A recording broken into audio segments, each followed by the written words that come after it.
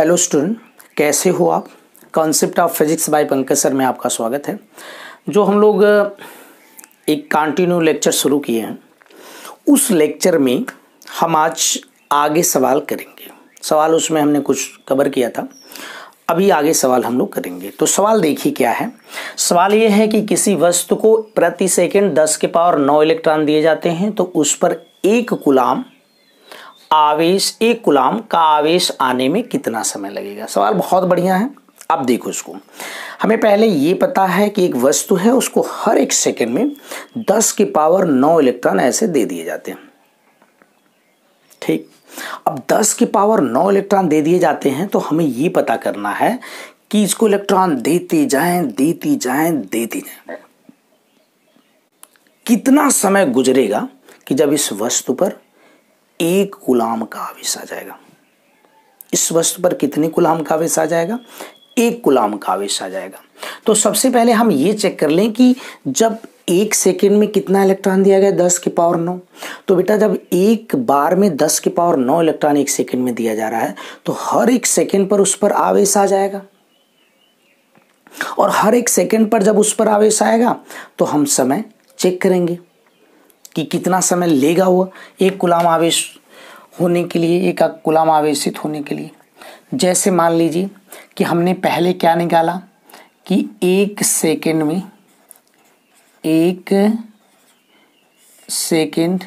में वस्तु पर आवेश, एक सेकेंड में वस्तु पर आवेश, चलो देखते हैं कितना होगा। आप जानते हो कि आवेश Ne होता है Q बराबर, N का मान इसमें है कितना, 10 के पावर 9, और E का मतलब मूल आवेश होता है जिसका मान 1.6 गुणे 10 के पावर -19 कूलाम होता है। जब इसे आप घटाओगे तो 1.6 गुणे 10 के पावर -10 कूलाम आ जाएगा। यानी कि इतना कूलाम का आवेश हर एक सेकेंड में उस वस्तु पर आएगा। अच्छा, इसी बात को उल्टा करके सोचो तो हम ऐसे मान लें, इसलिए कि 1.6 गुणे 10 के पावर -10 कूलाम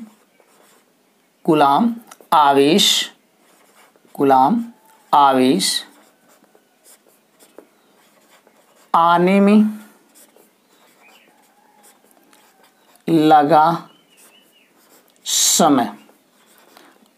लगा समय कितना होगा। तब इसी को उल्टा कर दो, यानी कि एक सेकेंड में इतना कूलाम आ रहा है, तो इसी को हमने ऐसे बोला कि इतना कूलाम आवेश आने में लगा समय कितना है बेटा, 1 सेकेंड है।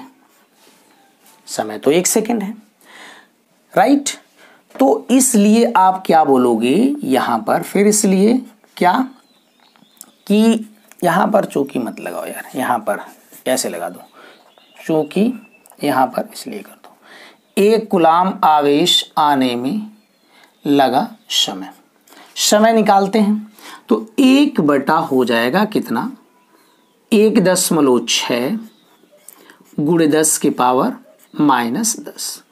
इस 10 को ऊपर ले जाइए तो ये आ जाएगा आपका 10 प्लस में पावर हो जाएगी और नीचे 1.6 हो जाएगा।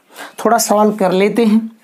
ये आपका 10/16, 10 का ऊपर नीचे गुणा कर लीजिए, 10 की पावर यहाँ 10 हो जाएगा। आप इसको सॉल्व करिए, 8 और ये 5 हो जाएगा, और आप इसमें भाग दीजिए 5 में 8 की, तो ये आएगा 0.625 गुणे 10 की पावर 10। एक पावर इसको में गुणा करके खा जाइए, 6.25 गुणे 10 की पावर 9। ये आपका आ गया है सेकेंड। इतना सेकेंड समय आई। बच्चों इस समय को हम चाह रहे हैं कि वर्ष में चेक करें कि कितना वर्ष लग रहा है, इसी समय को चेक किया जाए। आइए चेक करते हैं। ये 6.25 गुणे 10 के पावर 9 सेकेंड है, और 1 घंटा पहले हम चेक करें, वर्ष में को पहले हम कन्वर्ट करें किसमें, दिन में, और दिन को फिर कन्वर्ट कर दें घंटा में, फिर घंटा को सेकंड में। एक वर्ष में 365 दिन होते हैं और एक दिन में 24 घंटा और 24 घंटे में 3600 सेकेंड होता है। ये इस तरह का पोर्शन आ जाएगा, यानी कि ये पूरा मामला किस में तब्दील हो गया है, वर्ष में। भाई देखिए, इतना सेकेंड एक वर्ष में होता है, ठीक। यानी कि हम क्या कर लें, तो ऐसे समझ सकते हैं कि इसको हमने बदल दिया किसमें, वर्ष में, ठीक। मतलब ये जो सेकेंड आपका है इसको हमने बदल दिया किसमें, वर्ष में। अब आप देखो, अगर ये बदल गया तो इसको जब आप सॉल्व करोगे, भाग वगैरह दो, तो 198.18 वर्ष लगभग में आएगा, और जो बहुत अप्रॉक्स है किसके, 200 वर्ष के। अब आप सोचो कि इसे जो आप 10 के पावर 9 इलेक्ट्रॉन दे रहे थे, हर एक सेकंड दे रहे थे, और कितना आवेश आने में, 1 कूलाम का आवेश आने में उसे बहुत समय लग रही है, लगभग 200 वर्ष लग रहे हैं। तो आप ऐसे अंदाज़ा लगा लो यार कि 200 जो 1 कूलाम आवेश होता है वो कितना बड़ा सा आवेश होता है, राइट। इस सवाल को आप एक बार देख लीजिए। चलो इसको हटा दें भाई, आओ देखते हैं नेक्स्ट सवाल देखते हैं। नेक्स्ट सवाल देखते हैं, आओ देखते हैं नेक्स्ट सवाल। नेक्स्ट सवाल नंबर 2 है ये कि एक कप जल में, एक कप जल में कितने धन व ऋण आवेश होते हैं। कितने धन और ऋण आवेश होते हैं एक कप जल में। मतलब हमको एक कप साधारण सा जल लेना है और उसमें हमें ये चेक करना है कि कितने धन कितने ऋण है। मतलब ऐसे धन ऋण की संख्या तो बतानी ही है, उसके साथ साथ हमें ये बताना है कि कितना कूलाम धन होगा और कितना कूलाम ऋण आवेश होगा। तो सबसे पहले ये सवाल में समझना जरूरी है, जिस कप को हम लोग यूज कर रहे हैं उस कप में जो जल की मात्रा होगी वो 250 ग्राम होगी। तो हम ये मान लेंगे, हमने यहाँ पर क्या किया, माना एक कप जल का, ऐसे कह सकते हो एक कप जल का द्रव्यमान, चलो मान लेते हैं कितना है। एक कप जल का द्रव्यमान कितना होगा बताइए आप। देख के एक कप जल का द्रव्यमान जो है हमने माना है वो 250 ग्राम मान लिया। जो कप है वो उसका द्रव्यमान कितना है, 250 ग्राम है, ये मान लिया गया। और जो जल है उस जल का अणु में हम लोग अणुभार निकाल सकते हैं। तो आप इसमें जल जो है, जल मतलब क्या, H2O का अणुभार, तो इसका अणुभार कितना हो जाएगा। देखो बेटा, इसके लिए हम अगर लिखें हाइड्रोजन का 1H1 होता है, ऑक्सीजन का 8 और ये 16 होता है, तो इसका ये 16 हो जाएगा, इसका कितना हो जाएगा 1। लेकिन इसमें है कितने हाइड्रोजन, 2 हैं, तो इसका मतलब हो जाएगा कि 1 गुणे कितना 2 और प्लस इसका कितना है 16, तो ये 16 और 2 कितना हो जाएगा 18। ये हमने चेक कर लिया कि जल का अणुभार 18 होगा और इसका ग्राम में भार जो हमने मान लिया है, द्रव्यमान, उसको हमने कितना मान लिया है 250 ग्राम। अच्छा, एक फार्मूला मैं बता दे रहा हूं, उसको आप याद रखिएगा, बहुत जगह इसको काम आ जाएगा इसका काम। जैसे स्मॉल n बटे कैपिटल N बराबर स्मॉल m बटे कैपिटल M। अब ये सब हैं क्या क्या, थोड़ा चेक कर लेते हैं, बता देते हैं ये क्या क्या है। जहाँ जो स्मॉल n है ये आप कह सकते हो कि इस हालात में ये अणुओं की संख्या है, तो ये आपका हो जाएगा अणुओं की संख्या। ये आपका हो जाएगा क्या, अणुओं की संख्या। ठीक। n जो है अणुओं की संख्या हो गई। कैपिटल N जो है वो आवोगैड्रो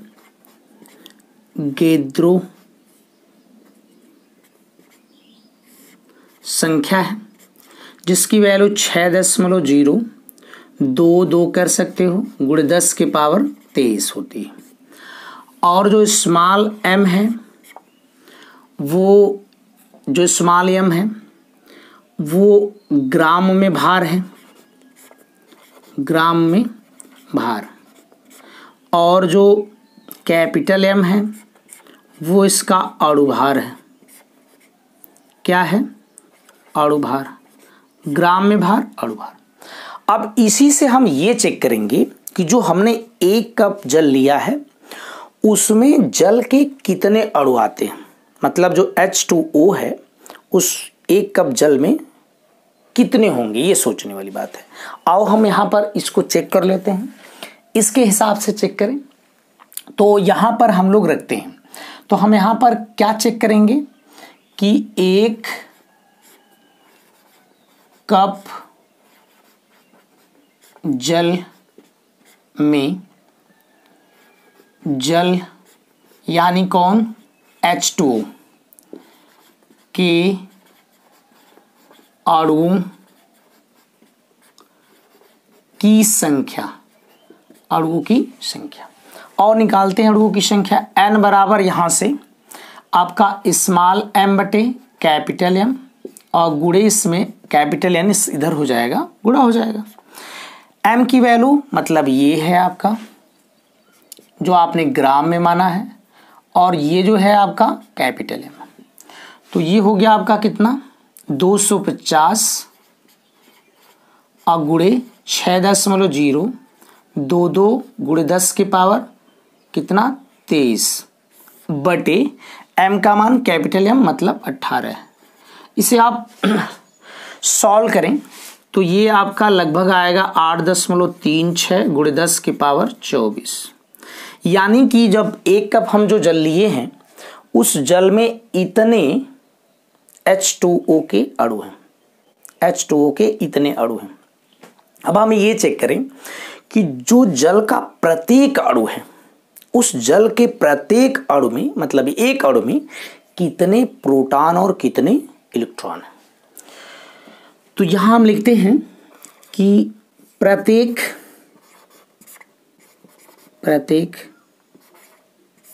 जल H2O के अणु में कितने नहीं में डायरेक्ट लिख दो इलेक्ट्रॉन या फिर प्रोटॉनों की संख्या।